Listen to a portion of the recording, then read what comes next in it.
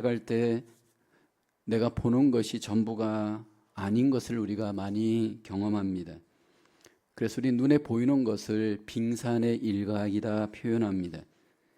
눈에 보이는 빙산은 보이는 것이 20%에 불과합니다. 나머지 80%는 눈에 보이지 않는 곳에 위치해 있습니다. 그래서 우리는 눈에 보이는 것만 보고 잘못 결론을 내리면 굉장히 위험합니다.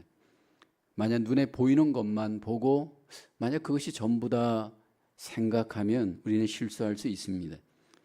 그래서 우리가 인생에 특별히 문제를 당할 때, 문제가 있을 때 그 문제만 보면 문제가 해결될 수 없습니다.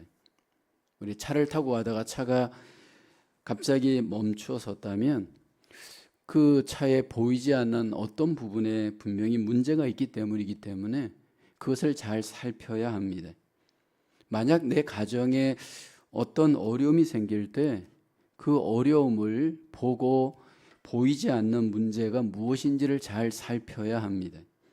개인적으로 우리가 몸이 아플 때에도 그 아픈 곳만 보아서는 안 되고 보이지 않는 어떤 부분들을 잘 살필 때 우리는 그 몸을 고칠 수가 있습니다. 우리가 하나님과의 관계가 더욱 그렇습니다. 아모스서를 보면 하나님은 숨겨진 죄를 우리에게 드러내십니다. 이스라엘의 어떤 숨겨진 죄를 우리에게 보여주시고요. 또 여러 나라들의 그 죄를 이제 보여주십니다. 오늘 본문에 이제 모압의 죄, 유다 이스라엘의 죄를 하나님께서 우리에게 보여주십니다. 문장상으로 보여지는 것은 짧지만 그 안에 들어가면 깊은 죄들이 숨겨져 있습니다. 겉으로 볼 때는 그 죄가 별것 아닌 것처럼 보이는 죄이지만 하나님께서 그 안에 감추어진 죄를 우리가 바라보고 그 심각성을 직면하기를 원하십니다. 오늘 본문에 소개되어지는 이 모압이라는 나라는 아브라함의 조카였던 롯의 후손입니다. 모압과 사실은 이스라엘은 크게 보면 친인척 관계인데 서로 적대적이었습니다. 그 역사 속에 이미 여러 번 문제가 있었습니다. 민수기 22장에 가보면 모압 왕이 발람 선지자를 통해서 이스라엘을 저주하는 내용이 소개됩니다. 이스라엘이 너무 강한 모습을 보여주니까 발람 선지자에게 부탁을 하여서 이스라엘을 좀 저주케 하라, 그렇게 모압의 그 이스라엘을 향한 적대적인 모습이 소개되고요. 또 민수기 25장에 가보면 이스라엘 백성들이 모압 여자들과 음행을 합니다. 그리고 그 여자들이 이스라엘 백성들을 제사에 초청하여서 바알 부올 우상을 섬기도록 그렇게 이렇게 범죄를 시키도록 그렇게 유혹을 하여서 큰 심판을 당하기도 합니다.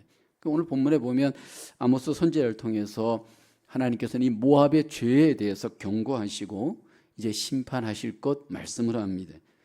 또 유다 이스라엘의 죄가 오늘 본문에 소개됩니다. 유다 이스라엘의 견고한 죄의 문제가 있는데 언약의 백성임에도 불구하고 우상을 숭배하는 문제, 그 문제에 대해서 주님께서 아모스를 통해서 그 죄를 분명하게 경고하시고 보응하실 것을 말씀을 합니다. 첫째로 우리가 살펴볼 것은 모압의 그 우선적인 죄, 분노의 감정을 절제하지 못하고 행한 죄입니다. 1절을 보면 여호와께서 이와 같이 말씀하시되 모압의 서너 가지 죄로 말미암아 내가 그 벌을 돌이키지 아니하리니 이는 그가 에돔 왕의 뼈를 불살라 죄를 만들었습니다. 모압의 우선적인 죄는 마음의 감정대로 살았습니다. 에돔 왕의 뼈를 불살라 죄를 만들었다 말합니다.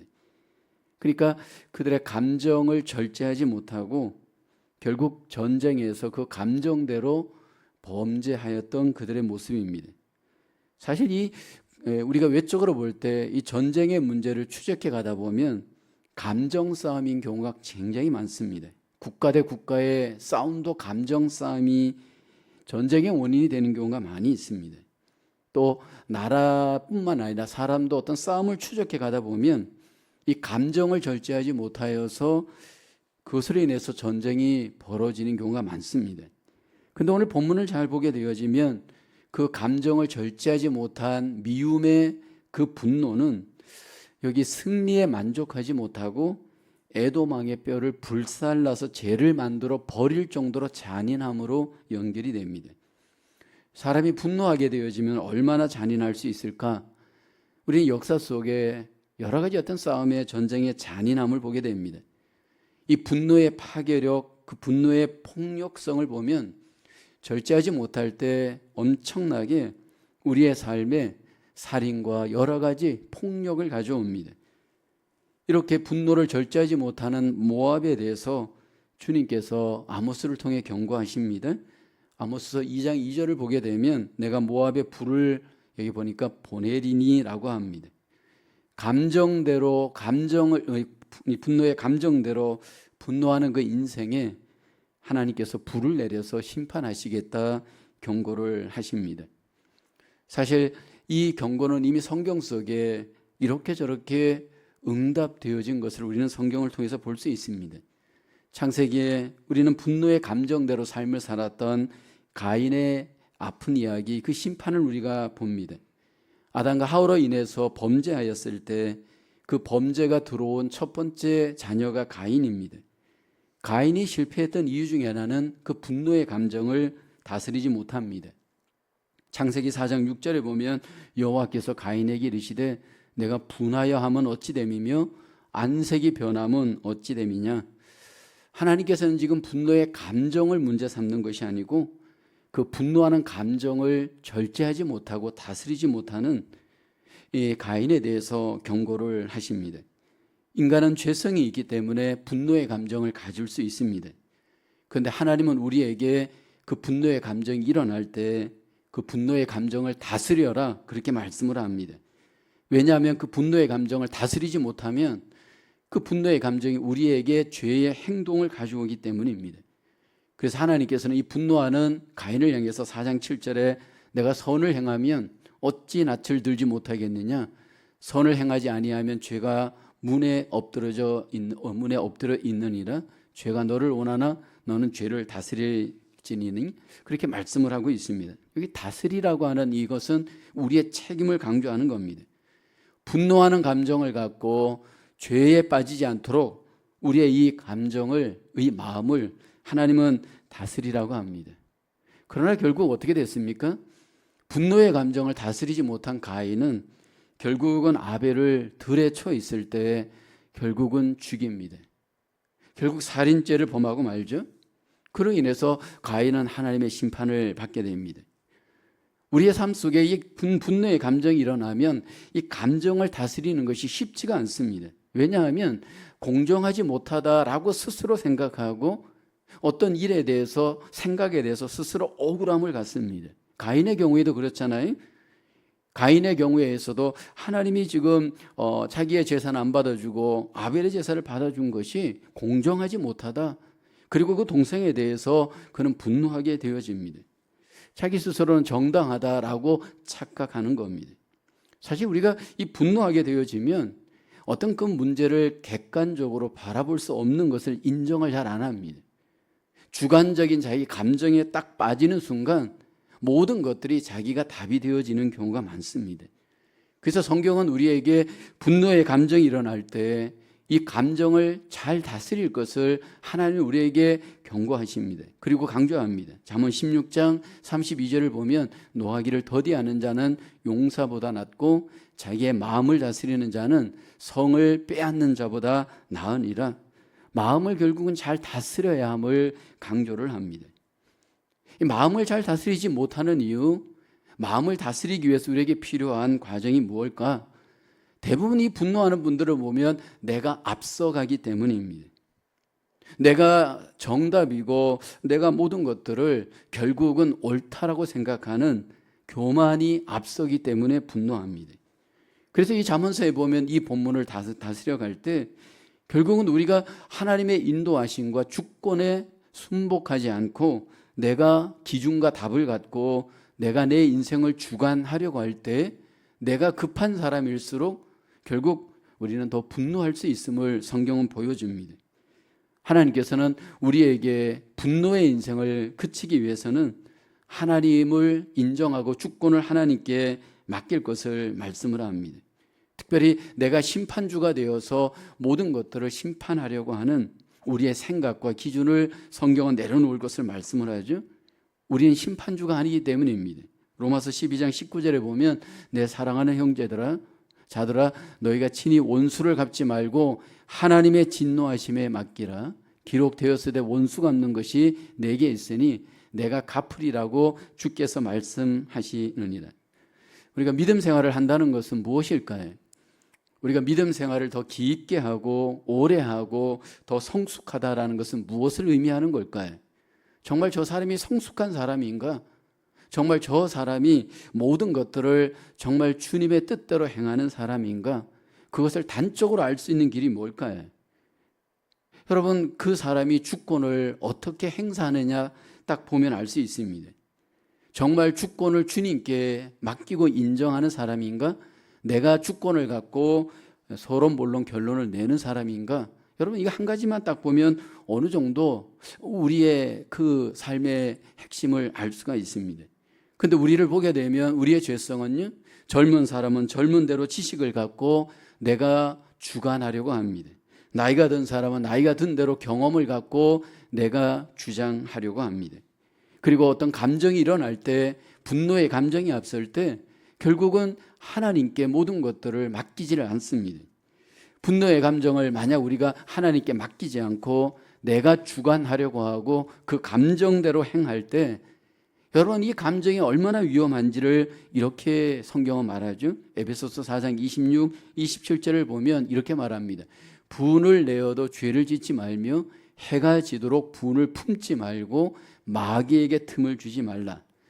여기 보면 분노가 우리 속에 머물러 있을 때 그 머물러 있는 분노를 어떻게 마귀가 알고 이용할 수 있는지 성경은 우리에게 경고합니다. 결국 여러분, 분노하는 사람이 범죄할 가능성이 많습니다. 분노하는 사람이 결국 마귀의 도구가 되어질 가능성이 많습니다. 어떤 나라의 문제, 가정의 문제, 교회의 문제를 가만히 들여다보면 결국 그 중심에는 분노의 문제가 있습니다. 나름대로 전부 정당하고 옳다라고 생각하는 자기 의가 자기를 주장하면서 그 부분에 대해서 자기를 내려놓지 않습니다. 그리고 그 부분에 있어서 분노하면서 마음에 분을 품고 있다가 결국 마귀에게 이용당하고 그로 인해서 우리는 공격적인 인생을 삽니다. 특별히 이게 감정이 우리가 분노하게 될 때 가장 큰 문제는 그 분노의 감정은 분노의 말로 연결됩니다. 분노의 감정이 있는 사람이 분노하는 말을 할 때 그 분노하는 말은 결국 싸움을 갖게 합니다. 우리가 가정에서 부부 싸움을 할 때 여러분 큰 문제로 싸우는 경우가 있기도 있지만 대부분 이 분노하면서 내뱉은 한마디 말 때문이 아닌가요? 여러분, 교회가 싸울 때 큰 문제로 싸우기보다도 말을 절제하지 못하고 감정을 절제하지 못하고 결국 말을 함부로 분노함으로 말하였을 때 문제가 있는 것이 아닌가요? 더 성숙되다라는 것은 주의 주권을 인정하고 내 감정을 주께 내려놓고 내 감정조차도 하나님 앞에 맡겨야 되는데 모압같이 우리의 감정을 감정대로 행동할 때 결국 우리 인생은 망하는 인생이 됩니다. 분노하는 인생은 결국 그 분노로 인해서 자기도 망하고 주변 사람들도 망하게 할 수가 있습니다. 우리가 하나님 앞에 먼저 나올 때 먼저 우리의 이 마음 속에 분노하는 마음이 우리의 마음이 되어지지 않도록 항상 우리의 마음을 하나님의 은혜로 주님의 그 믿음으로 우리의 마음을 채우고 주님의 주권을 인정할 수 있는 저와 여러분 되어야 할 줄로 믿습니다. 하나님이 우리에게 주신 은혜 안에서 하나님이 우리의 주권자이라고 한다면 내가 보는 관점에서 좀 공정하지 못하고 옳지 못하다 할지라도 하나님의 심판을 믿고 우리가 잠잠히 하나님 안에서 우리의 마음을 맡길 때 우리는 결국 새로운 마음으로 감정을 이기고 하나님 앞에 믿음으로 승리하게 될 줄로 믿습니다. 두 번째로 유다의 우선적인 죄, 눈에 보이는 것을 위하여 우상 숭배를 한 죄입니다. 여기 아모스 2장 4절에 여호와께서 이와 같이 말씀하시되 유다의 서너 가지 죄로 말미암아 내가 그 벌을 돌이키지 아니하리니 이는 그들이 여호와의 율법을 멸시하며 그 율례를 지키지 아니하고 그의 조상들이 따라가던 거짓 것에 미혹되었습니다. 유다 나라의 우선적인 죄가 하나님의 말씀을 멸시하였다 말합니다. 그리고 하나님의 말씀대로 순종하지 않았습니다. 유다 이스라엘 백성들이 하나님의 말씀을 무시하고 순종하지 않은 이유가 무엇이었는가? 오늘 본문을 보니까 거짓 것에 미혹되었기 때문이다 말씀을 합니다. 여기 유다 이스라엘 백성들이 유혹당한 거짓 것이 무엇이냐 하면 바로 우상이었습니다. 유다 나라가 거짓 우상에 미혹되었고 그 미혹된 우상 때문에 말씀을 무시하고 하나님께 순종하지 않았습니다. 유다 이스라엘 백성들의 가장 큰 은혜의 특권이 있었다면 하나님의 선택을 받았고 하나님께서 그들에게 율법의 말씀을 주었습니다. 근데 유다 이스라엘 백성들이 그 받은 율법 말씀에 대해서 오늘 본문에 멸시를 하였고요. 거짓 우상의 미혹을 받으면서 하나님의 말씀에서 떠나면서 여기 보면 불순종하였다라는 겁니다. 우리는 유다 나라의 인생 그 역사를 보면 말씀과 함께 시작되어진 인생인 것을 잘 압니다. 유다 이스라엘의 그 원조상이 아브라함이었고 또 하나님께서 아브라함에게 말씀을 주셨고 또 애굽에 있었던 유다 이스라엘 백성들 구원해 내실 때에도 말씀과 함께 구원해 내었습니다. 광야에서 가나안 땅에 들어갈 때 말씀을 주었습니다. 그러면서 하나님께서 그 말씀 중에 가장 강조했던 말씀이 우상 숭배와 관련된 말씀입니다. 하나님께서 모세를 통해서 여호수아를 통해서 그 광야에서 가나안 땅으로 인도할 때 많은 말씀 중에서 가장 강조했던 메시지가 우상 숭배하지 말라는 메시지였습니다. 10계명 중에서 1계명, 2계명이 다 우상 숭배 이야기잖아요. 그리고 가나안 땅을 정복하였던 여호수아가 마지막까지 이스라엘 백성들에게 강조했던 메시지 우상 숭배였습니다. 여호수아서 끝장 24장 16절에 보면 유언 같은 메시지를 남기잖아요. 그때 백성들이 다짐을 합니다. 우리가 결단코 여호와를 버리고 다른 신들을 섬기기를 하지 아니하오리니, 모세가 유언 같은 마지막 메시지를 남길 때 자기들이 정말 우상을 숭배하지 않겠다라고 다짐하고 결단하였습니다. 여호수아가 이런 이스라엘 백성들을 향해서 분명하게 경고합니다. 여호수아서 24장 20절에 보면 만일 너희가 여호와를 버리고 이방 신들을 섬기면 너희에게 복을 내리신 후에라도 돌이켜 너희에게 재앙을 내리시고 너희를 멸하시리라. 우상 숭배를 할 때 하나님의 재앙이 내릴 것이고 심지어는 멸할 것이다. 하나님께서 그렇게 경고하였습니다. 여호수아를 통해서 하나님이 이렇게 무섭게 경고했습니다. 여호수아가 떠나고 난 뒤에 이스라엘 백성들이 사사시대부터 반복되어지는 문제가 우상 숭배의 문제입니다. 그래서 하나님은 이스라엘 향해서 근심하시고 이 우상 숭배하는 그들을 하나님이 징계하시고 범죄할 때마다 하나님이 책망하시고 징계하시다가 계속해서 하나님이 우상 숭배에 대해서 반복해서 그것이 어떻게 무서운 죄인지 가르쳤습니다. 그런데 결국은 가나안 땅에서 왕국을 이루면서도 그들이 반복하여서 우상 숭배의 죄를 버리지 못했습니다. 왜일까요? 왜 하나님을 믿는 이스라엘 백성들이 이렇게 우상 숭배의 죄를 버리지 못하고 우상을 따라 섬겼는가라는 겁니다. 우리가 인간적으로 보면 조금 이해가 안 가는 부분이 있는데 이스라엘 백성들의 어떤 상황적으로 바라보면 우리가 좀 이해할 수가 있습니다. 왜냐하면 이스라엘 백성들이 가나안 땅에 들어갔을 때 하나님 없는 가나안 족속들이 너무 잘 살더라는 것입니다. 농사도 잘 되고 가축도 잘 길러지고 모든 삶이 이스라엘 백성들이 겉으로 볼 때에는 오히려 자기들보다 더 잘 사는 가나안 족속이었습니다. 현실을 볼 때 하나님 없이도 저렇게 잘 먹고 잘 입고 잘 사는 이유가 뭘까? 그것이 결국 우상 때문이다. 그렇게 생각을 하는 겁니다. 이것은 오늘 우리에게도 반복되는 문제입니다. 하나님 없는 사람들이 잘 안 돼야 되는데 하나님 없는 사람들이 하나님 믿는 사람들보다 더 현실적으로 더 잘 되어 보이는 부분들이 우리가 보기에 있습니다. 공부도 더 잘하고 또 뭐 돈도 더 잘 벌고 그리고 병도 잘 안 걸리고 모든 것들이 더 잘 되는 것처럼 보입니다. 우리가 예수님을 믿고 하나님을 아버지라고 믿는다면 이 현실 속에서 믿지 않는 사람들보다 모든 것들이 더 잘 되어야 하는데 현실을 보면 그렇게 잘 되지 않는 경우가 있잖아요. 오히려 현실을 보다 보면 하나님께서 믿는 사람들에게 계속해서 반복되어지는 얘기가 뭐 너희는 참아야 된다, 기다려야 된다, 뭐 약속에 대해서 이렇게 저렇게 말씀을 하고 현실 속에는 그 약속들이 너무 비현실적인 괴리감들이 우리에게 보이는 경우가 있어요. 근데 여러분, 현실 속에서 사람들이 의지하는 우상은 어떤 현실을 우리에게 보여줍니까? 당장의 어떤 문제를 해결하는 것 같은 그런 능력의 현실을 막 보여주잖아요.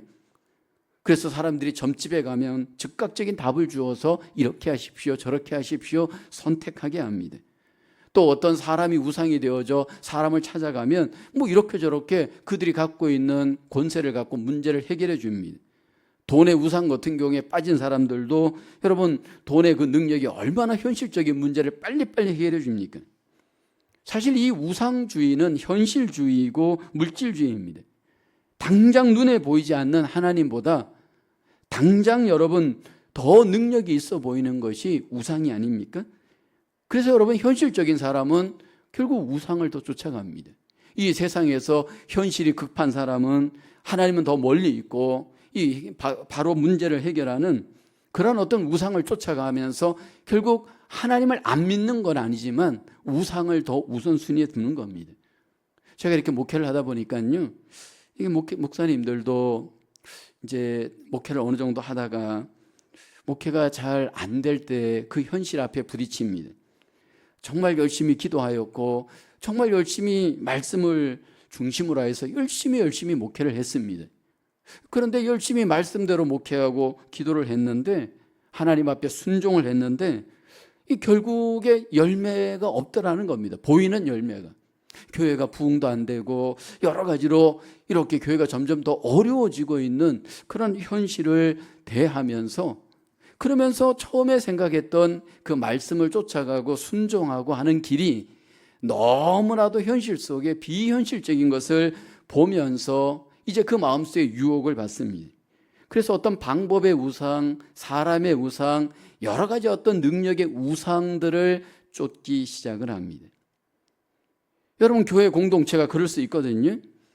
하나님이 우리의 답이다 말은 하지만 실제적으로 우리가 눈에 보이는 어떤 우상이 교회 속에 더 능력 있는 경우가 있잖아요.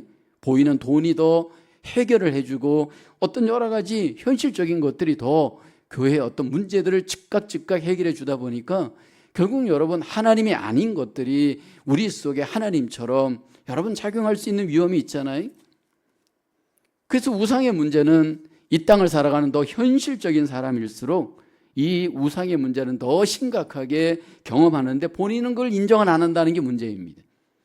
이스라엘 백성들이 이것이 정말 우리가 우상 숭배에 빠져 있고 이게 심각한 문제이고 그로 인해서 거기서 떠난다면 문제가 없는데, 여러분, 그것들을 직면하기가 이스라엘 백성들이 이미 그 속에 다 빠져 있기 때문에 그렇게 간단한 문제가 아닙니다. 이것이 오늘 우리들에게서도 그대로 반복될 수 있는, 저는 그 과제가 아닐까 생각을 합니다. 유다를 보게 되면 처음에는 하나님을 쫓아갔습니다. 그런데 결국은 전부 우상을 쫓아갑니다. 이것이 너무나도 그들 속에 보편성이 되어져 버렸습니다.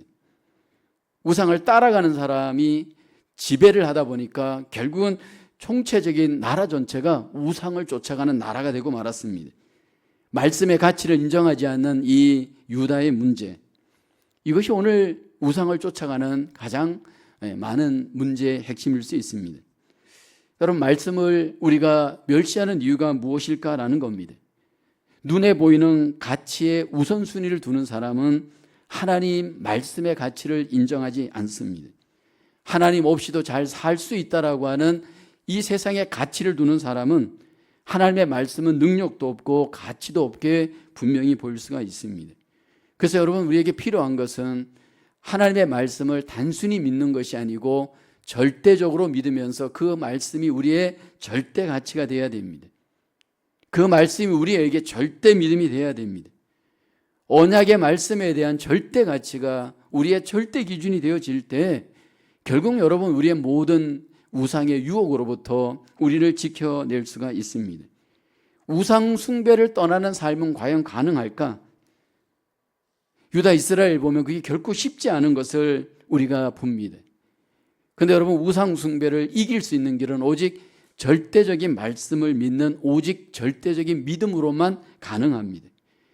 우리의 삶은 현실과 반드시 충돌이 일어납니다. 그리고 말씀대로 순종할 때 우리의 삶 속에 때로 고난도 오고 여러 가지 우리의 삶에 어려움도 분명히 옵니다. 유다 이스라엘 백성들이 하나님의 말씀의 멸시에 빠지게 되어졌던 또 하나의 이유는 그 말씀의 가치를 앞에서 이끌어주는 지도자들의 부재였습니다. 우리가 사사시대 때부터 연결되어지는 유다 이스라엘 백성들의 문제를 보게 되면 소견대로 살도록 결국 유다 이스라엘 백성들이 말씀을 무시하는 사회적 분위기가 그들 속에 반복되었습니다. 왜냐하면 영적 지도자들인 제사장들이 생계가 어렵다 보니까 하나님의 말씀에 집중하는 전임 사역을 못하고 결국은 여러분 지금으로 얘기하면 이중 사역을 하기 시작하잖아요. 사사시대를 보십시오. 그래서 제사장들이 이렇게 저렇게 먹고 살기 위해서 그 제사장을 팔아서 결국 가정에 들어가서 일종의 가정교사가 되는 느낌의 제사장 역할을 하면서 영적 부패가 더 가중되는 것을 보게 되어집니다. 물론 사무엘 시대 때 가서 사무엘 때문에 어느 정도 나라가 말씀을 회복합니다. 다윗 시대 때 다윗 때문에 일정한 기간 동안은 말씀을 회복합니다. 그러나 여러분 그 이후에 보게 되면 전부 리더들이 말씀에서 떠납니다. 리더들이 먼저 우상의 길로 타락하게 됩니다.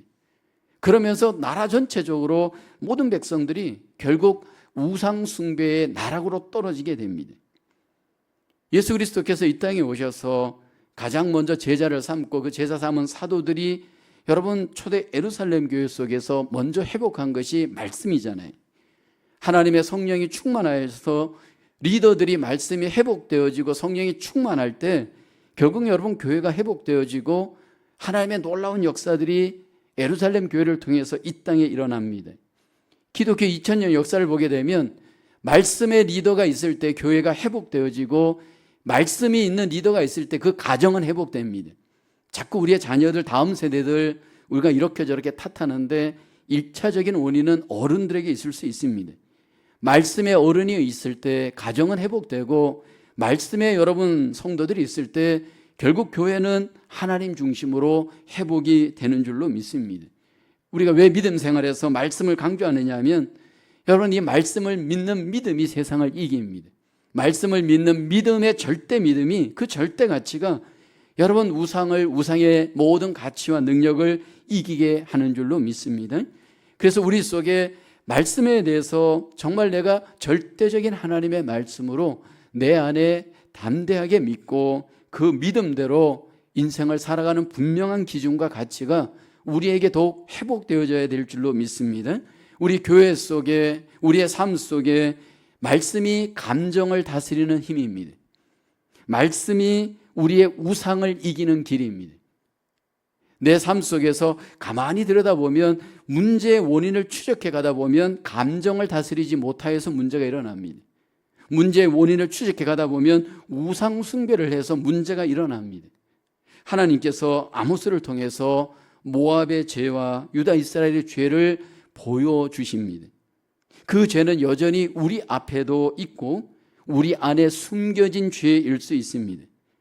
혹시 우리의 삶 속에 분노의 감정이 우리의 삶의 관계를 망가뜨리고 삶을 망가뜨리는 문제는 아닌지 여러분 우리가 다시 한번 들여다보기를 원합니다. 그리고 내 안에 분노의 감정이 하나님의 절대적인 은혜 안에서 믿음 안에서 절제되어지고 말씀의 은혜로 다스려질 수 있는 저와 여러분 되어지기를 주님 앞에 내려놓고 맡길 수 있기를 소원합니다. 그리고 한 걸음 더 나아가 내 삶 속에 우상의 문제가 그 숭배의 문제가 내 삶의 문제일 수 있음을 우리가 바라보기를 원합니다. 현실에 집착하여서 현실적으로 삶을 살려고 하는 우리의 헛된 욕심이 하나님보다 우상을 쫓고 우상에 빠져서 하나님을 제한하고 말씀을 멸시하고 불순종할 수 있음을 우리가 바라보기를 원합니다. 말씀의 절대적인 능력이 우리 안에 가치관을 새롭게 하고 믿음을 새롭게 하여서 여러분 모든 우상의 유혹을 이겨내고 하나님 안에서 믿음으로 이겨내는 저와 여러분들의 삶과 마음이 되어져 하나님께 영광을 돌릴 수 있기를 주님의 이름으로 축원합니다. 기도하겠습니다. 은혜가 풍성하신 하나님, 오늘도 우리 속에 숨겨진 죄의 모습을 아모스를 통해서 우리에게 보여주시니 감사합니다. 하나님, 먼저 우리 안에 다스리지 못하는 분노의 감정을 하나님 믿음으로 은혜로 다스릴 수 있도록 우리를 붙잡아 주시옵소서. 하나님, 우리 안에 보이지 않는 우상의 문제가 내 삶의 문제로 하나님 앞에 범죄하지 않도록 우리의 마음에 주의 말씀이 절대적인 기준과 가치가 되어질 수 있도록 하나님 믿음의 은혜로 저희를 붙잡아 주시옵소서. 이 한 주간도 살아갈 때 하나님 우리 속에 주권자 되심을 인정하고 하나님의 그 인도하심을 따라 맡기고 하나님의 놀라우신 은혜와 능력을 말씀과 함께 경험하며 우리의 삶에 주님이 주시는 위로와 평안을 경험하며 또 한 주간의 삶을 이겨낼 수 있는 저희들 되게 도와주시옵소서. 감사하고 예수님의 이름으로 기도하옵나이다. 아멘.